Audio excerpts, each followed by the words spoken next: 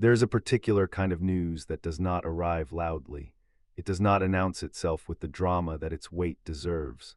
It comes in the language of medicine, precise, measured, carefully delivered by a professional whose training includes the management of the moment in which a person's understanding of their own future is permanently altered.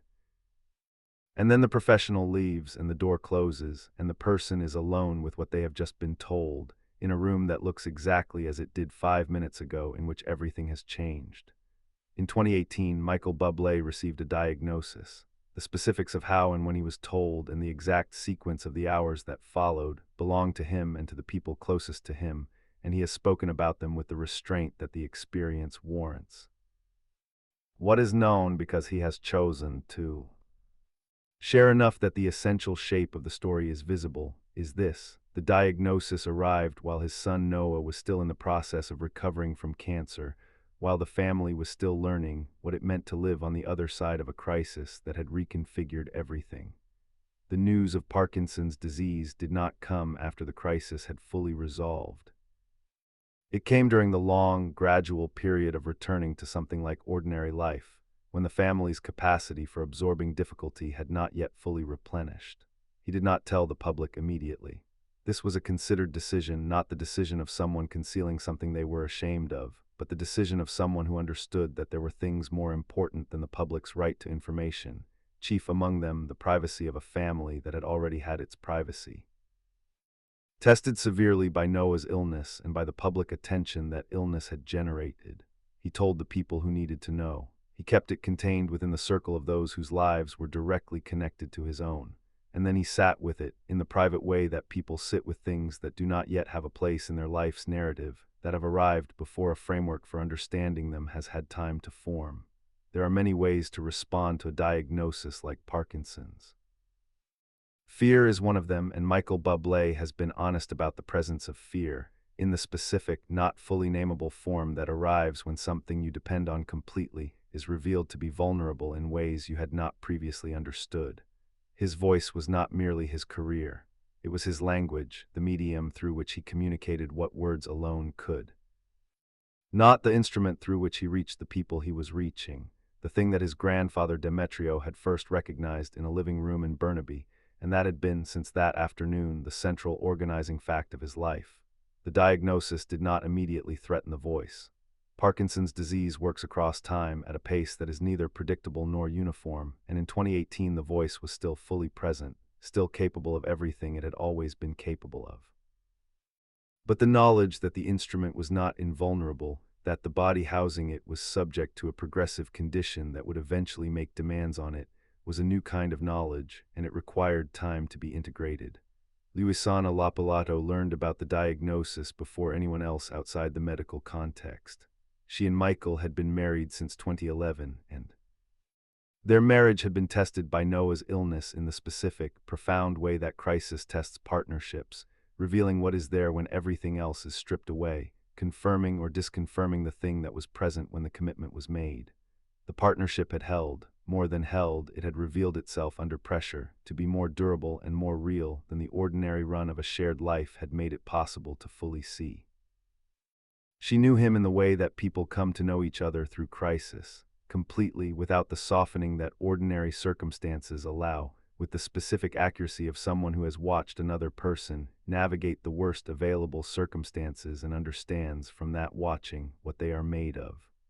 She received the news with the quality that those who know her describe as characteristic, not with the performance of strength that is actually the management of fear, but with the genuine steadiness of someone who has already decided, in some prior and foundational moment, that what she is not defined by what happens to her. She cried. She was honest about fear. She did not pretend that the diagnosis was not what it was or that the future it implied was uncomplicated.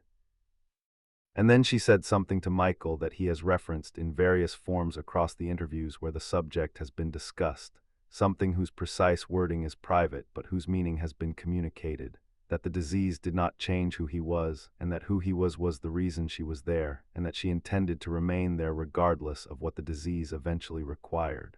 This was not a performance of loyalty. It was the statement of someone who had examined the situation and reached a conclusion, the specific, grounded conclusion of someone who has done the difficult work of understanding what a commitment means before the circumstances that test it have arrived. Michael has described the experience of receiving that statement, not as a comfort exactly, because it could not dissolve the reality of what the diagnosis meant, but as an anchor, something that did not make the situation lighter but made it more possible to carry. Luisana had always had that quality with him, the ability to be present in a way that made things more possible without pretending they were other than they were. The diagnosis revealed that quality again, in the form in which it was most needed. But there was something else Michael did that night, something private, something that nobody had asked him to do, and that served no external purpose. And that he has spoken about only briefly and obliquely, in the way that people speak about the things they did in their most private moments when they were trying to understand who they still were. Late in the evening, after the conversations with Luisana, after the children were asleep, after the house had settled into the particular quiet of a late night when the day's events have been too significant to be followed by an ordinary bedtime, Michael went to the room where he sometimes worked on music. Not the professional studio, not the setup that a session required, a simpler arrangement, a microphone, a recorder, the basic infrastructure of someone who wanted to capture something without the involvement of a production process. He sat for a while before doing anything. This is consistent with what is known of how Michael Bublé approaches moments of private significance. He gives them time, lets them find their shape before he responds to them, understands that the first impulse is not always the truest one, and that patience in the presence of something important is its own form of respect for the importance. The room was quiet, the house was quiet around it. Outside, the world was conducting its ordinary business entirely without reference to what was happening in that room, which is the specific quality of personal crises, their complete indifference to the world's larger noise. He picked up a piece of paper on which he had written something. Not a finished song, something more provisional, a collection of words that had arrived in the hours since the diagnosis with the specific, slightly compulsive quality of thoughts that need to be written down before they can be examined.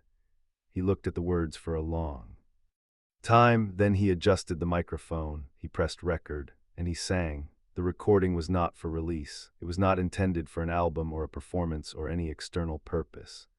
It was the act of a man who had spent his entire life using the voice to communicate what words alone could not, reaching for that instrument at the moment when what he needed to communicate most urgently was something he could not find another language for. What he sang, the specific song or collection of words or melody, belongs to him. What the act itself meant is what the story is about. He was singing to confirm that the voice was still there, not in the technical, clinical sense. He knew the voice was still there, had no immediate reason to doubt its presence or its capacity.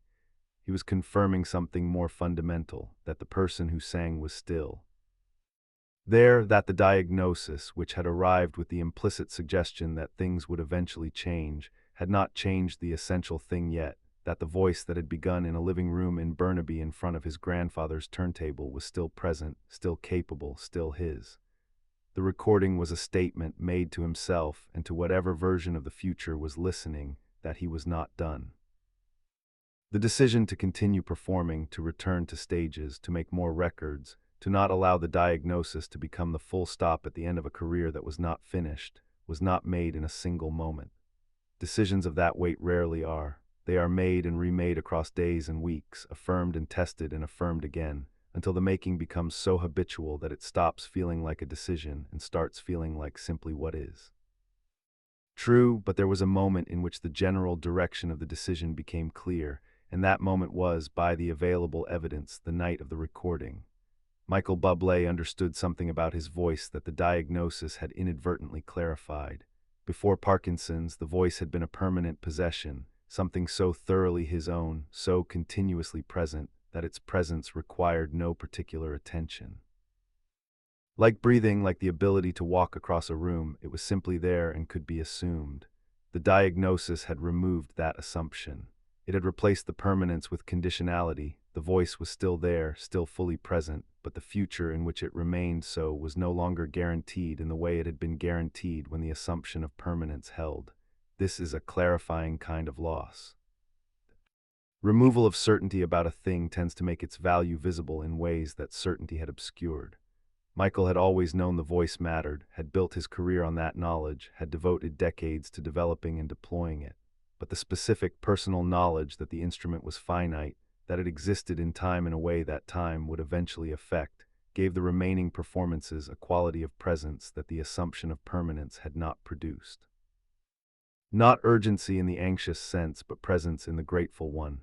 The understanding that what is still here deserves to be used fully and without reservation for as long as it is still here. He would keep singing, not in defiance of the diagnosis. Defiance is too theatrical a frame for what it actually was. He would keep singing because stopping was not something the situation required or the voice warranted, because there were people in the rooms ahead who needed what the music gave them, because his grandfather had given him a language and he was not finished speaking it, because Luisana had said what she had said and the children were asleep in the house, and the voice was still present in the microphone in the small room where he had made a private recording of something he would not release, and the morning was still coming regardless of what the evening had contained. When Michael Bublé eventually returned to performing, after the period of privacy that the diagnosis required, after the family had had time to integrate what the diagnosis meant and to establish the rhythms of a life that included it, the people who saw him in those early performances after the disclosure described something they found difficult to articulate. Precisely, the voice was intact, the warmth was intact. The specific quality of presence that had always characterized his relationship with an audience was if anything more concentrated than before, as though the extended period away from stages, combined with the knowledge that had accumulated in that absence, had clarified something about what the performances were for. He moved differently on stage in some indefinable way. Not because the disease had affected his movement, it had not, or not yet in ways that were visible, but because he was present in a more deliberate sense than presence usually requires. Each performance was, in some quiet and non-theatrical way, a statement not to the audience, who did not need to understand it as a statement, but to the condition itself and to the question the condition had posed. The question was, how much of you remains? The answer, delivered through 2 hours of voice and warmth and music, was this much. Still, tonight, he spoke about Parkinson's disease publicly when he felt the time was right, with the directness and the measured honesty that characterized his approach to difficult things. He did not dramatize. He did not ask for sympathy in the performed sense. He said what was true, and he continued. The continuation was the most important part, the demonstration, through the fact of the performances themselves, that the diagnosis was part of his story rather than the end of it. He understood something about stories that Parkinson's had made more precise. They do not belong to the teller. They belong to everyone who needs them. And the people in those arenas, who were there for reasons of their own that had nothing to do with his diagnosis, and everything to do with what his voice had always done for them, still needed what he had to give. There is a quality to Michael Bublé's performances in the years following the disclosure of his diagnosis that his audiences feel without necessarily identifying its source. It is not sorrow, the performances are not sorrowful, have never been less than warm and generous and present in the way they have always been. It is something more like the weight of full awareness, the specific quality of a person who knows what they have and knows that knowing does not guarantee its indefinite continuation, and has chosen, with that knowledge fully integrated, to give it completely for as long as giving it completely is possible. This quality, this awareness beneath the warmth, is not new to Michael Bublé's performances. It has been building across the accumulation of experience that his career has provided, the years in empty bars, the grandfather's death before the debut album, the 2 years with Noah, the diagnosis itself. Each of these had added something to the instrument, not to the voice in the technical sense, but to the person holding it, to the depth of understanding from which the voice was drawn. The voice that fills arenas now is not the same voice that sang in small clubs in Vancouver in the late 1990s. It is the same instrument played by a person who has lived inside the specific knowledge of what matters and why, in the way that only people who have been tested by the right things at the right times manage to live inside it. The recording he made that night, the private recording, the one that was never intended for release and that belongs entirely to him, sits somewhere in whatever storage contains the private documents of his life. It is not the most technically accomplished recording he has ever made. It is perhaps the most honest one, the voice at its most unmediated, captured without production or intention or external purpose, simply confirming its own presence in the hours after a diagnosis that questioned whether that presence was permanent. It was, it still is. And every time Michael Bublé walks onto a stage and opens his mouth and fills a room with the voice that his grandfather identified in a living room in Burnaby before anyone else understood what they were hearing, that private recording is somehow present in it. The voice that chose to stay, still staying, still giving what it has for as long as it has it to give. Parkinson's disease is a progressive condition.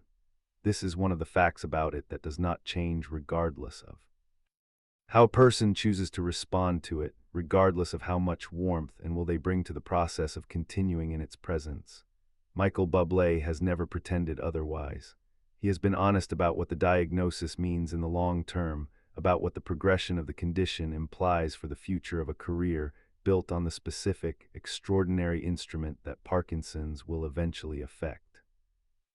He has been honest without being defeated by the honesty, which is the particular kind of courage that the situation requires and that he has brought to it. What he has also done is continue, not as a performance of courage, not as the theatrical act of defiance that makes for a better narrative, but in the quiet, sustained, daily form of continuing that is the only kind available to people who understand that the situation does not resolve dramatically, but only through the accumulation of choices made in ordinary time. He has recorded, he has toured, he has walked onto stages in cities around the world and given the audiences in those rooms what they came for: the voice, the warmth, the specific quality of presence that has always been the thing the ticket could not fully capture and the recording could not fully reproduce, but that the room could hold for 2 hours and that the people inside it could carry home. The voice is still there. Still doing what it has always done, reaching across the distance between the stage and the people in the dark below it, closing that distance with the specific instrument that his grandfather taught him to love before he understood what love of music actually meant. Still giving people the thing that his grandfather understood decades before the world did, that some voices carry more than their own weight, that some instruments serve purposes beyond the technical, that the warmth in a sound is not incidental to its value but the whole point of it. The morning after the diagnosis came, as mornings do, indifferent to the night's events, presenting the ordinary requirements of an ordinary day without adjustment for what the previous hours had contained. The children needed breakfast. The house needed the attention that houses require. The world outside was conducting itself with the complete indifference to private events that the world always conducts itself with, which can feel like cruelty in the hours immediately following something significant and gradually, across the days that follow, reveals itself as a kind of mercy. Michael Bublé got up. He made breakfast or helped make it, in the specific ordinary way that life insists on. Being ordinary even when the context suggests it should allow for an exception. He was with his family.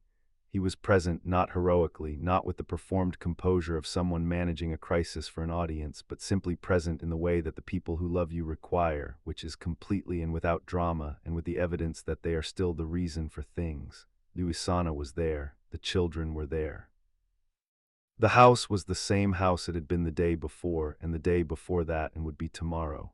The voice was still in him, undiminished, unreduced, carrying in its warmth everything that his grandfather had given him, and everything that the years since had added, and everything that the diagnosis had, in its clarifying way, made more precise in its value. He had made his recording the night before.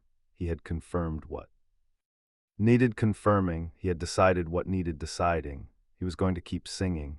Not because the situation demanded heroism, but because the situation did not yet demand anything except what he was already capable of, which was giving the voice what it needed to be given and trusting the voice to do what it had always done, which was fill the room, reach the people, make the 2 hours mean something. And then go home to the family and get up the next morning and do it again, for as long as doing it was possible, for as long as the voice was there to be given, which, on the morning after the night of the diagnosis, it still was, still warm, still present, still entirely, irreducibly his.